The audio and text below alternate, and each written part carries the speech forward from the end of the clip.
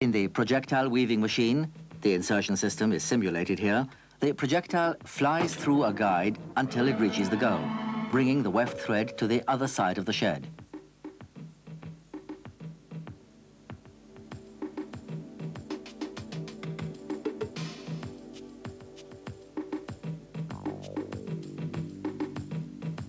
The end of the weft thread is held by a clamping device in the projectile. The projectile does not carry along a supply of thread. It pulls the precise length of a weft thread through the open shed. But how is the projectile shot through the guide? Where does it get the energy?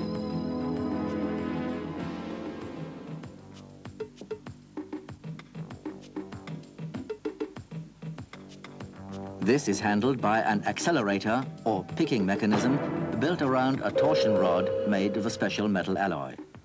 When turned about its axis, hardly visible to the human eye, it stores enough energy to shoot the projectile across to the other side. Let's take another look. The torsion rod is turned and loaded with energy. The picking lever connected to the rod actuates the shot.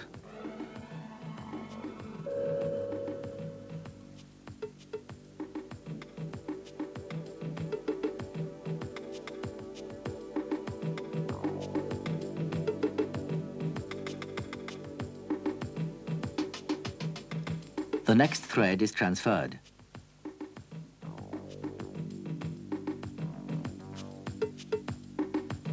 The picking mechanism goes to work and another projectile is on its way. Before the projectile clamp releases the thread, it is taken over by the selvage gripper. Thus, the thread is under control at all times. When the projectile has reached the receiving unit, the weft thread is detached from the package prior to each new shot.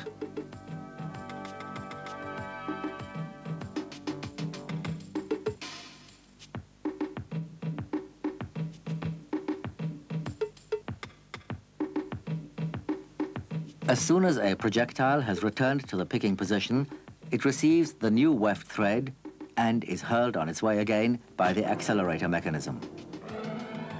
After its rapid flight, the projectile slowly travels back to the picking position. The larger the weaving width, the greater the number of projectiles in circulation.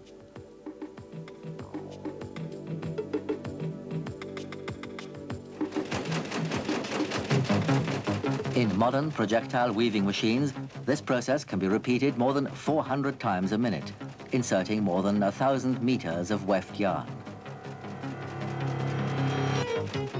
This machine is equipped with a weft mixer. The weft thread is alternately withdrawn from two different packages. It passes through the weft brake, then through the weft tensioner, and finally, the projectile feeder passes it on to the clamping device of the projectile, which inserts it into the shed.